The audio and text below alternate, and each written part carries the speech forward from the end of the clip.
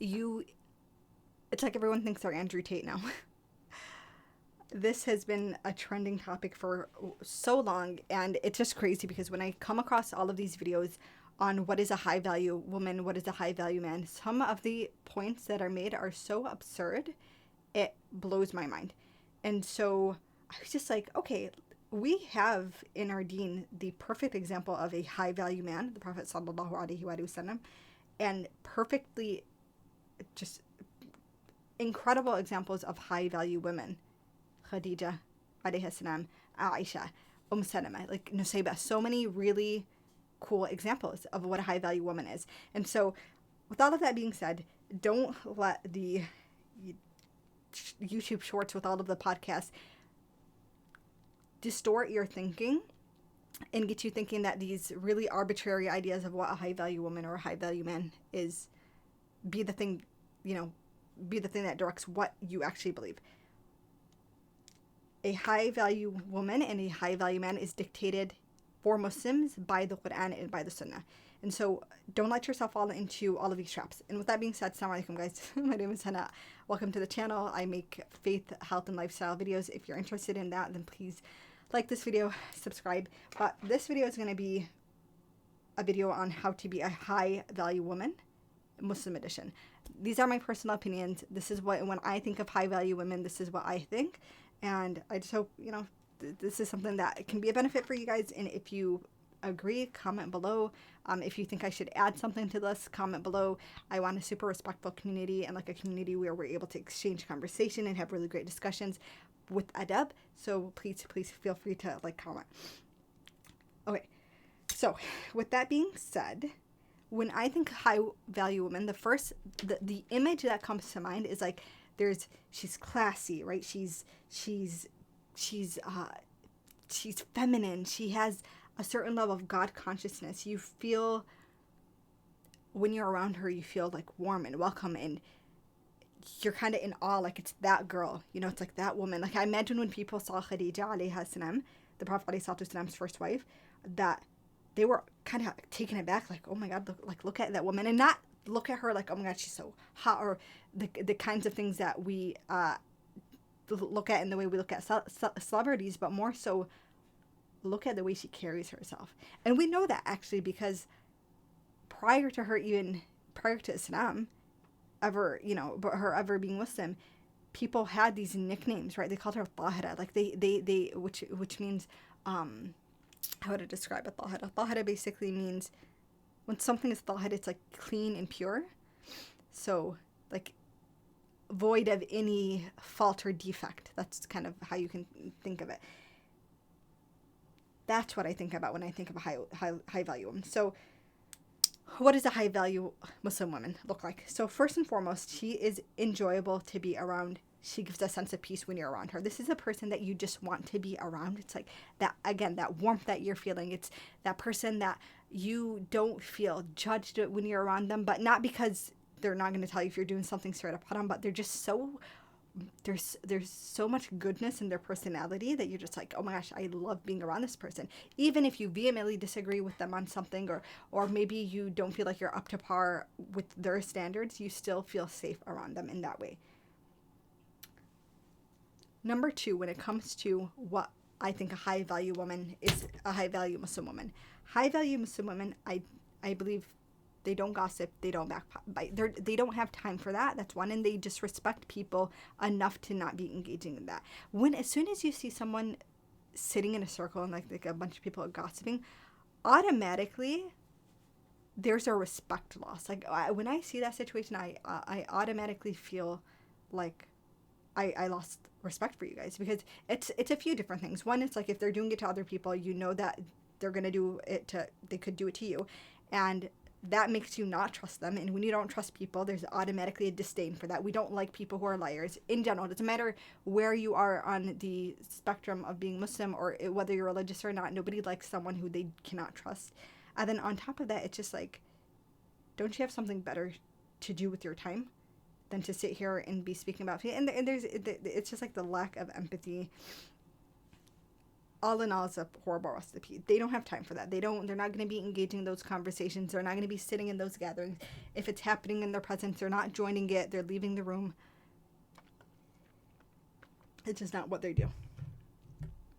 High value Muslim women don't curse. This is, again, it just goes back to like, they don't have time for that. It's not, and outside of haram and halal for all of these things, it's just, they don't need to use that kind of language to make the point that they need to make. Like, you ever meet those people that they say so much without having to say anything because their presence is so massive that you're just, they don't need to say much. And it's like the Prophet ﷺ was praised by for his conciseness. He was able to say a lot in very little. It's like that. And so they don't need to use these very emotionally charged curse words to get their point across. So yeah. Another point that I think when I think of high value Muslim women is that they know their stuff. They know their deen. Like, this is someone, if you go to them with the question, they're either going to give you a really good answer, or they're going to be able to tell you, I don't know. Maybe direct you to someone who knows better. But they know their stuff. And it's like when I think of the Sahabiyat, right? They were, in some cases, scholars of the deen, right? People, the companions of the Prophet ﷺ would go to Aisha with their questions. So you know your stuff. And I think like this is important no matter what you're doing. Very often we tend to demean women who are in the workforce and, you know, doing their things. And while I have my own thoughts and opinion on how that should shift after work,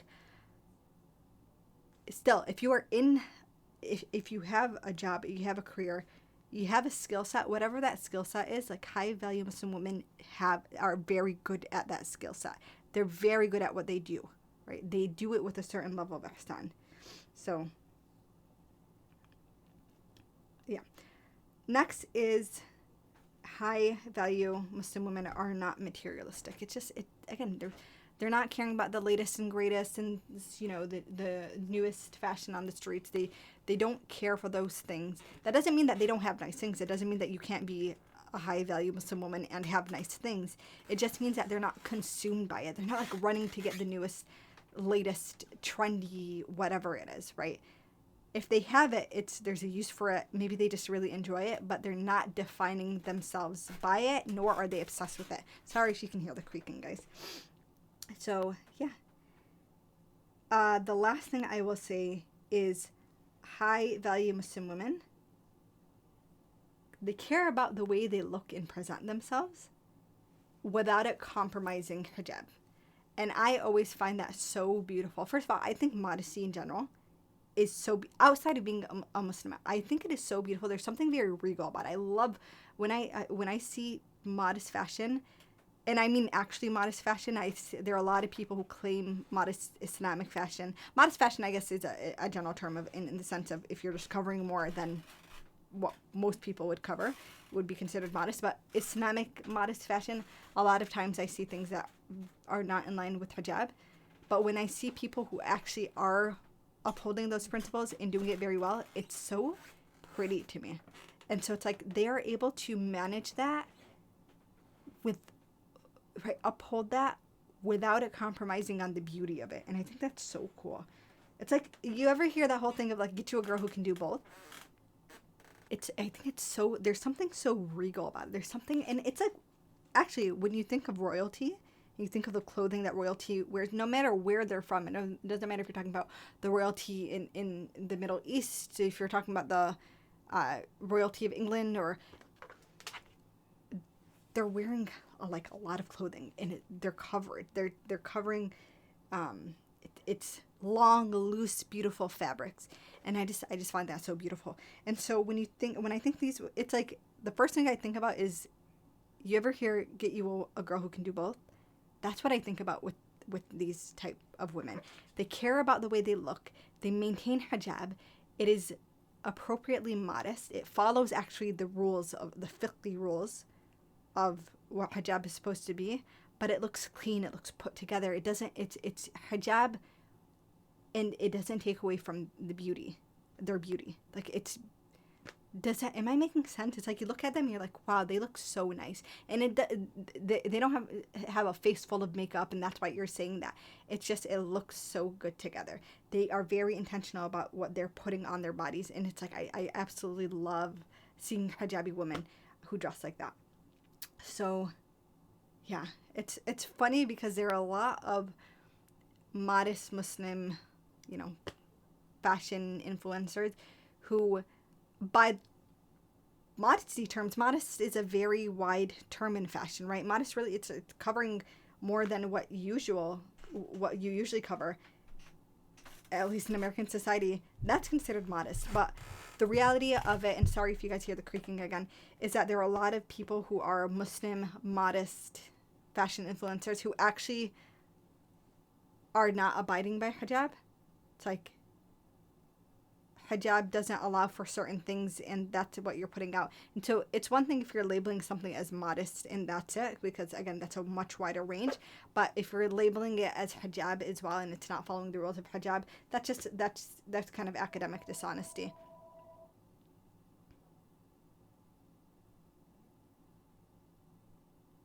Whoops.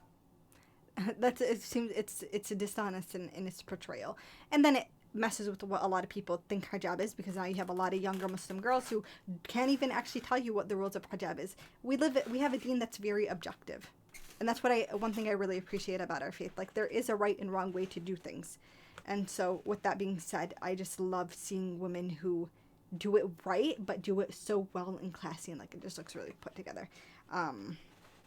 What else? Oh, and I say all of this, by the way. I might not always fulfill that obligation in the best manner, and all of these qualities. But it's, again, this is just what I think makes a high value Muslim woman. I'm not claiming that I am one. That makes sense. So I hope that this was a fun video for you guys to watch. Comment below if you have anything that you want to add, if there's anything you want to expand on. Tell me if you have examples of women that like you really admire and are really good examples of Muslimas on social media.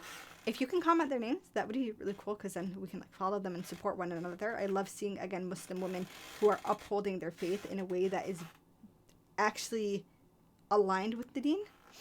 Yeah, I think we need more of those. So thanks again for watching, guys. Please like, subscribe, and comment. Assalamu alaikum.